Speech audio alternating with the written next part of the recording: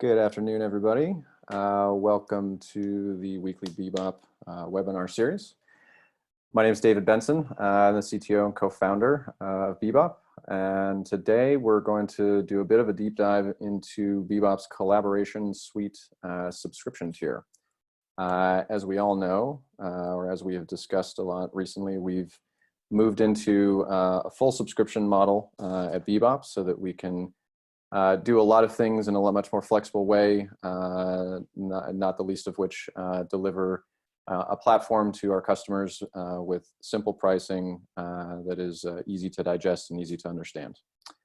Today, I'm joined by Simran Butalia, our VP of Engineering, as well as Nathaniel Bonini, our Director of Technical Sales, who are going to do a couple of demos, some just discussion around the different parts of this area of our subscription plan that we're just now starting to put a lot more focus on, starting to put a lot more features and a lot more functionality into this specific area of the subscription plan to bring more value to the users that are using it. So at a high level, very quickly, what the collaboration suite today includes are two specific areas, really, as the name mentions and indicates, around collaboration. So at the top here, we have BeBop OTS, or what we call Over-the-Shoulder. With OTS, what we've created and delivered here is the ability for artists, for editors, for anybody that's really doing work on the workstations, which are in the core part of the platform, are able to actually invite in other authenticated BeBop users, which we call OTS reviewers, and engage in a live review session or any type of collaborative session, excuse me, that is necessary throughout the creative process. And so the collaboration suite really enables the reviewing side of that with varying levels of these subscriptions, starting with free and moving up from there. But really, as I said, to enable the reviewing side of the BeBop OTS infrastructure. The second piece of this is what we call BeBop Data Manager. So any of our current users or users that have looked on our website see the BeBop Rocket offering, which is our built from the ground up file transport protocol and management platform, which allows users of the platform to very easily, very seamlessly move content around, but move it around in ways that are very cloud conducive, as we say. So not only can you use Rocket to ingest content from outside of the cloud or on-prem into the cloud using the BeBop client tools, where the Rocket protocol is natively integrated, but Rocket is also integrated natively into all of the public cloud object storage offerings, such as S3, Azure Blob, and Google Cloud Storage, so that, again, any user on the platform can very easily and very efficiently move content back and forth from either storage buckets, cloud storage buckets that they own as a company or as individuals, or storage areas that are being rented or resold from BeBop. So regardless of where your data is, Rocket as a protocol and as a tool for you is designed to get your data where it needs to be as quickly and efficiently as possible, so that we can remove any obstacles from the overall creative process. And so as the overall kind of subscription architecture, as we can see on the bottom here, we have our standard subscriptions for users that are doing work on workstations. Those are artists, those are editors, and the like. And as we move down here, as we've been describing, we have our collaboration suite subscriptions, which are really embodying these two areas of use case that I just described, being OTS and the BeBop Data Manager. So with that description, what I'd like to do is hand off to Nathaniel to start. And Nathaniel's going to focus a little bit more specifically on the OTS and the OTS reviewer component of the collaboration suite subscription, and then we'll move on to Simran Butalia, who will talk about the data manager component as well. Great. Well, thanks, Dave. I just want to make sure everybody can hear me okay. And thank you for joining us today. The OTS, or over the shoulder, is a very powerful tool for collaborating on the platform, and we want to show you a little demo of that in just a moment. But what we do is we mimic what goes on in a creative suite, and that allows us to allow an artist to communicate remotely or with a producer or creative director, and allow them to give real-time feedback with the artist as to the work that's going on the platform. So what I'd like to do, and the other thing that's very important here is that this the technology is very simple to use, and one of the beauties of the technology that we use is that it's simple for the artist to use, it's simple for the producer to use, and it's transparent to the process, which is very important for creative products. So what I'm going to do is I am going to share my virtual machine with you, and we'll bring that up, and I'll just turn my camera off there. And so what you're looking at right now is the BeBop's session dashboard, and there are several components to this session dashboard. But what we want to do is we want to set up an over-the-shoulder session, so that what I want to do is I want to share my new cut with the producer, and I've got a cut right here that I'm working on, and I'm going to go into the over-the-shoulder panel here, and I'm simply going to put in a session name. It's a demo session. This is a demo, and I'm going to select the user, and I'm going to go and select Simran Vitalia, who is on the other end of the OTS session here, and I'm simply going to click the invite button. And now on Sim's screen, he sees an invite pop up in the same panel, but he'll also get an email telling him that somebody wants to do an OTS session with him. So it takes just a moment to connect the two machines, and what we'll do, what we can also do, and I'm going to go ahead and just share my full screen here, and you can see that. You can see down here in where my name is that the screen is indeed being shared, and we can move through the edit and do what we need to from here. But what I'd like to do now is I'm going to stop sharing my screen, and I'd like you to see what it looks like from the other side. So once I stop here, Sim, if you wouldn't mind sharing the OTS session with the folks. Sure thing. Thank you. Let's do that. And just to mention that I am here in Los Angeles, so we're viewing this from I wanted to mention that as well. I'm actually in New York City, and Sim is in LA. So one of the wonderful things that you can do is bring people in from anywhere that they have access to the BeBop region that you're using. So if I look, I'm going to minimize my screen here. So we're seeing your desktop, if that's. All right. So let me sorry about that. Properly. Just give me 1 second. Just a quick. Can you see my screen now? Let's see. There we go. And there, it's coming through perfectly. Thank you. So now I'm going to get back into my virtual machine, and I can go ahead and manipulate this. I can say, hey, check out this new cut that I put together. What do you think? Let's go and put some put an effect over here and change change this segment here, and we can talk through this. And do this in real time. So it doesn't. It's a it's a different way for people to think about doing live review and approval when you're remote from each other, and it's very exciting. One of the key benefits of being on the platform and being in the cloud is that if you have your media available in the cloud, your tools are always there. So as long as you have your tools and your media there, you can access this 24/7 from wherever you are, and it's a wonderful.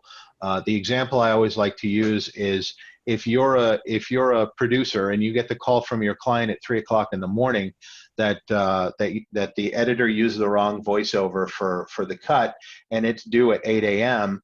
Well, that editor can literally roll out of bed, fire up a workstation, get on the system, make the change, re-render, do a live OTS review and approval with the producer, get that approved and get that out without ever going to the office. So it really has a tremendous amount of flexibility for all of the end users.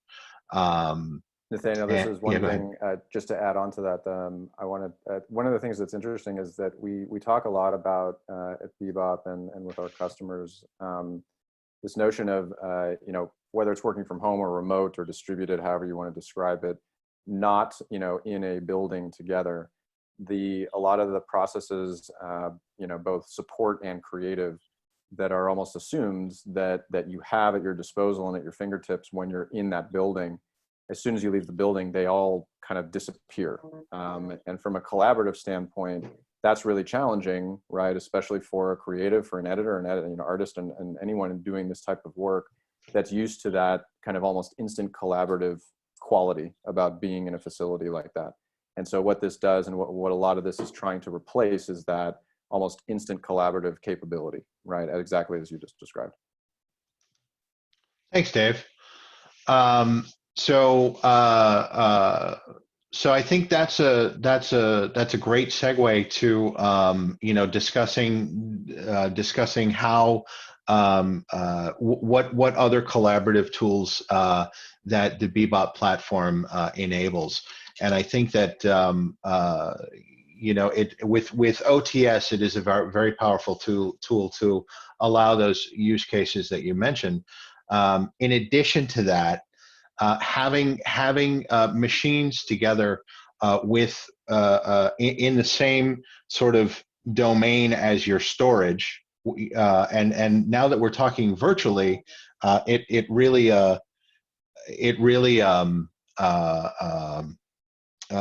changes the game, because now you're not tied to that office, and because you're not tied to that office, you need a way to get your content in and out of the platform and to move it around.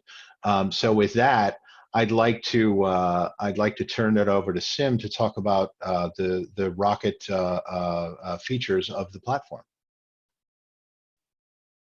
Thank you. So I'd like to bring you into my desktop hell. This is how data wranglers and everybody that wants to transfer content and move content around has their desktops, right? Lots of windows, lots of content everywhere, all over the place. So this is pretty realistic, I think.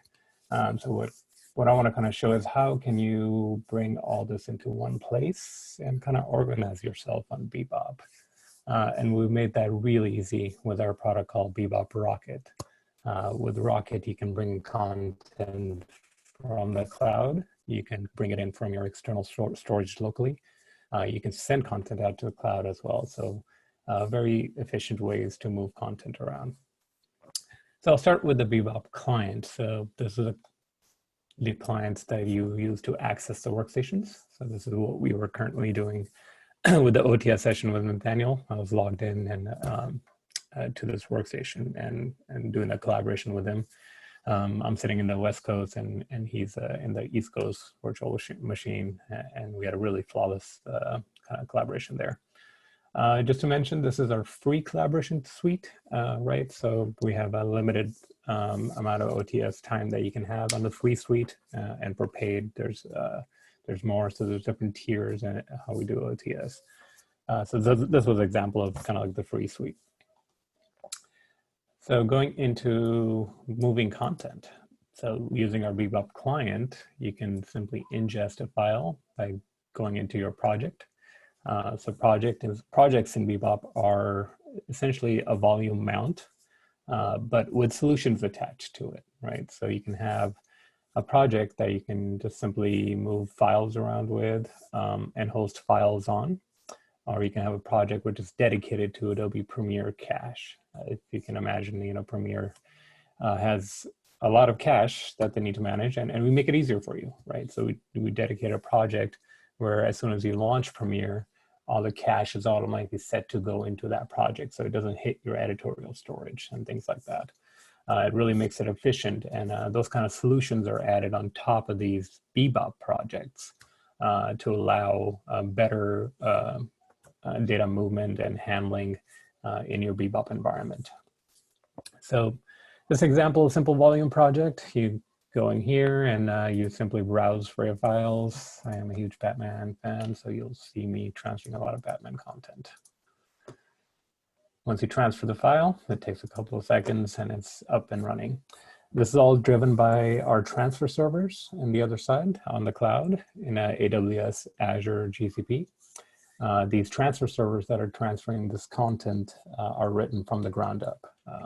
Every line of code is our own proprietary code that we've written with kind of industry knowledge over 10 to 15 years of, you know, transferring files have gone into this code. And we've optimized it for the cloud, right? So it's optimized to get content into S3, into AWS, into GCP, into Azure, right? And it scales as you add content in. So when you have 10,000 DPX frames that you want to send over, you just kind of buy a couple more transfer servers and it scales your transfers so they get in parallel. So it's very optimized. It's redundant. If one transfer server fails, the next one takes over and finishes your file. We do extensive checksumming. So we have the standard MD5 checksum. We also do some of our own checksums at a bit level to ensure a second level of integrity once it gets to your workstation. So that file that is getting there has a right legs and arms, right? It's not mutated in any way. And because of these signatures, we are ready for, you know, some of the next level futuristic stuff like blockchain and AI and things like that. So all this code is kind of future proof in that sense. So this is transferring just a couple of files and folders. And now let's download that file. So when we go back in and kind of look at here, it's my Iron Man file. So came right back down right away, right? Very quick transfers given these are very small files, but so the round trip is there. But what if you have a huge NAS drive attached to your local laptop here? So here's an example of me hooking up to my Synology disk station with a lot of content.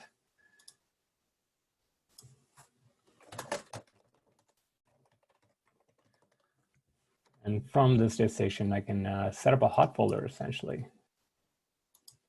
Yeah, gotta type in the password right.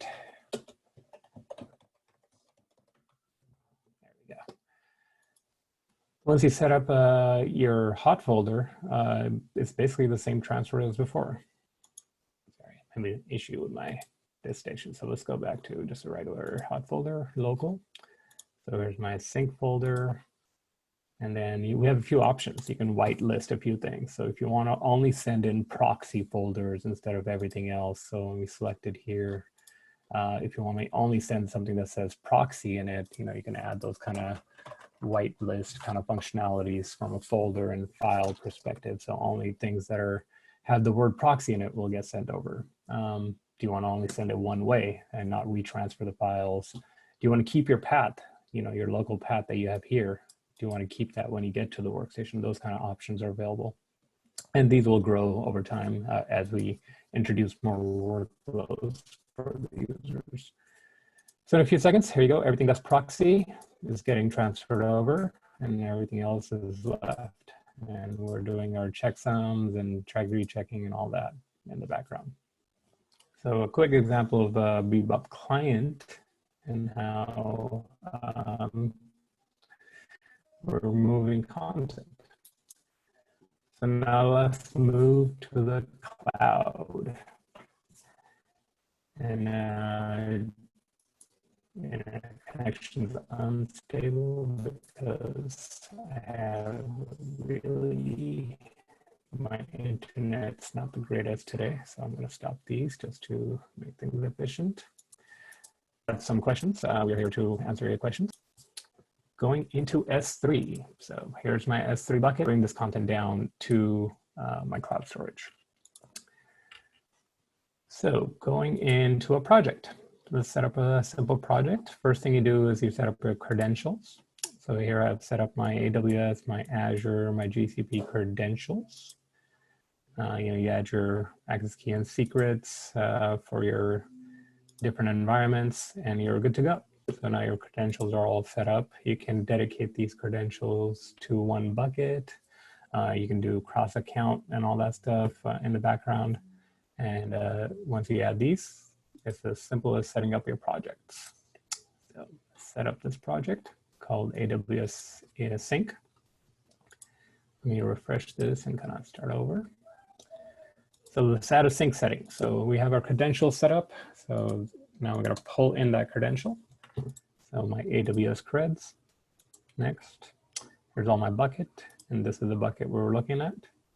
You can either kind of drill down into a particular folder, right? You can go as deep as you want, or you know what? I just want to bring down everything. So let's do root folder. Once you're there, you can choose to send content up to S3, or you can choose to bring it down from S3. By down, we mean down to your workstation, or send it back to the cloud. All right, so once you have your direction all picked out, you have an option to actually pick one file, or kind of drill down and say, you know what, I just need Joker 4. So you can have an option of just bringing down one file, or you can just stay on the root and bring everything down. So we're going to bring everything down. Let's quickly verify everything is good to go. We save our settings, and within about a minute, this monitor will kick in and start transferring files. So here's an example of some of the files I had before we started here, and those files came in here and transferred flawlessly. So that was AWS. GCP is the exact same thing, just different credentials, but the process of selecting a bucket and a path within the bucket is the same thing. Here's an example of content coming in from GCP. And of course, Azure is the same thing. We simply add the Azure ones, and it works the same way. So 3 different ways to get in content from the cloud into your workstation. But did those things actually get there? Let's take a look.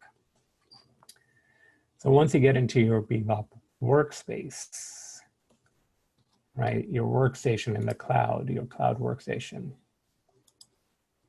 you will get to see all this content. So my workstation is loading up.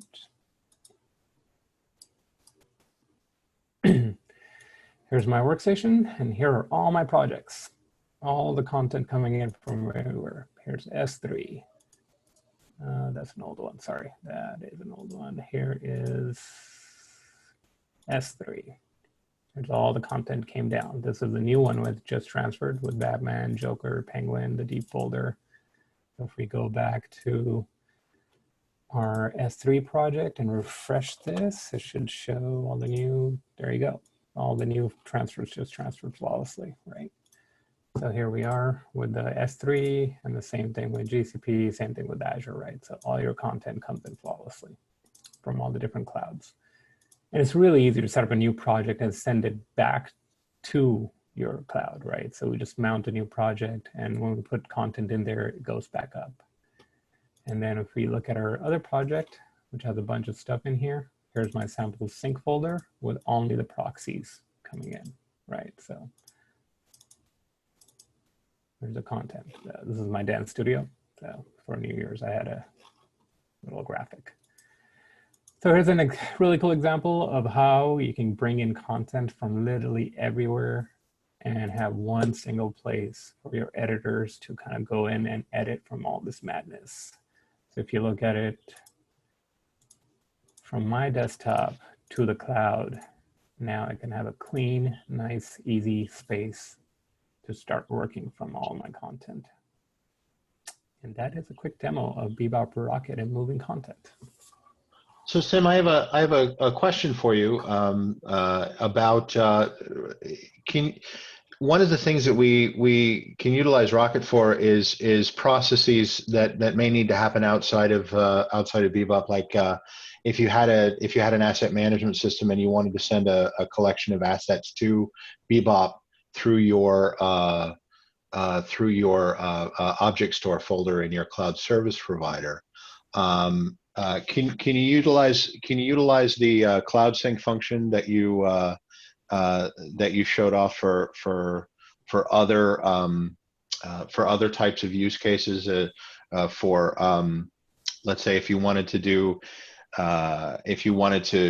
to send your deliverable back for broadcast or for play out or for something like that, and then another system could pick up those files. Yeah, absolutely.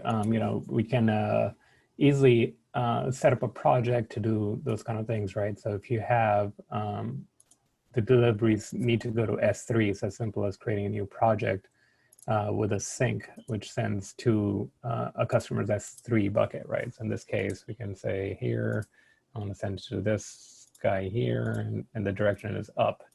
Now you can easily work with a playout facility and say if they have cloud storage, just have them give you a cross-account role access to their bucket, right? And then you can easily deliver from the Bebop workstation, drag a file into that project, and it automatically sync it to their cloud account. We can also do things like automatically transfer files in the background. Our managed services division, which Dave can speak to, is very good at working with Aspera and Signient and kind of orchestrating workflows that allow you to drop a file into a project, and in the background Aspera kicks off and sends it over. We've done that for a couple of our customers, so that's more of a managed services part. It's not UX driven, but it's definitely possible to set those kind of scenarios up in the background. And one final question that we have is the sort of the speed of the transfer and the parameters. You'd mentioned that you could send a lot of files very quickly through Rocket if you had additional transfer servers. Can you talk a little bit about that? A little bit more about that? Yeah, definitely. So as you can imagine, pipe is a pipe. The bigger it is, the better it is. But you also need workers to work within that. So if you have one transfer server that's bringing in content from S3, GCP, Azure, doing hot folder transfers and doing a transfer, it's kind of like a freeway. You're going to get jammed, right? You need more lanes on the freeway. So the more transfer servers you have, the better those transfers will go. And our Rocket servers are really good at kind of distributing their work across multiple transfer servers. So currently we have one transfer server, right? So you'll see these two transfer servers. So we have 4 transfers going. But we can easily load up 10 transfer servers and you'll see 20 things down here easily transferring those files. It'll also distribute the work from S3 and all these cloud storages to do things in parallel. So rather than looking at it from a speed perspective, we really give you more lanes on the freeway to easily get your content in. So if you have a high priority delivery, you can prioritize that from a speed lane. So that the parallel aspect of Rocket is really cool, and that's where it's really driven for the cloud. So working in practice, we had one of our customers that started the S3 transfers. They were slow, and within 2 minutes, we loaded up 10 transfer servers for them, and everything was down within the hour, which is really cool to see. And from a benchmarking perspective, I'd just like to say we have been transferring this for the last 4 years. The system's been in production, and before the big COVID happened, we had about 4 million files, and we have had incredible growth since then. And now I think we're approaching about 7 million files transferred, and terabytes, almost petabytes of content going through daily. So this is very battle tested and resilient in a production environment. Excellent. Thank you, guys. So with 1 minute left, great information. Thank you guys for all of that, all the conversation. There were a couple questions we got answered. If there are any questions that were unanswered, please feel free you can always just shoot an email to info@beboptechnology.com. And with that, I will just kind of from a forward-looking perspective say that we are very actively looking at expanding the features that you've seen within the collaboration suite today that are available as we speak. Very actively looking in the areas of review and approval tools, abilities to quickly share content, share files, and from an overall standpoint, as we've been discussing, collaborate in all the ways that we're all used to doing it, but making it as seamless, as efficient, and as fun as possible. So with that, thank you for joining us today, and we'll see you next week.